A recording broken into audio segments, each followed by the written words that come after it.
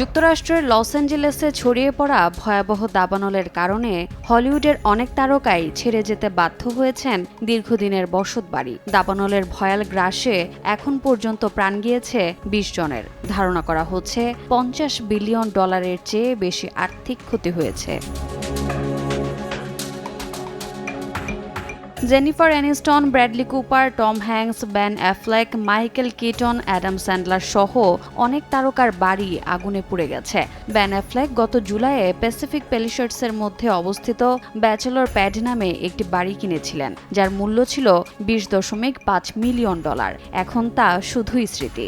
মালিবুর বাসিন্দা প্যারিস হিলটনের বহু পুরনো বাড়ি, যেটির খরচ প্রায় $৮.৪ মিলিয়ন, সেটিও পুড়ে ছাই।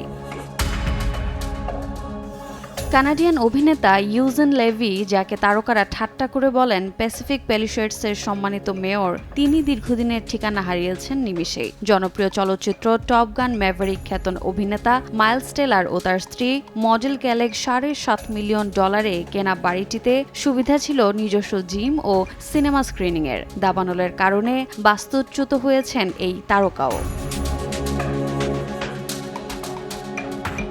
একদিকে যেমন আছে হারানোর খবর, আরেকদিকে আছে লুটপাটের খবর। দাবানলে পুড়তে থাকা এলাকায় চুরি ও লুটপাট চালানোর ঘটনায় ১০ জনকে আটক করা হয়েছে। লুটপাট ও চুরির ঘটনা রোধে শক্ত অবস্থানে আছে লস অ্যাঞ্জেলেসের স্থানীয় প্রশাসন। রোজা চৌধুরী, সময় সংবাদ।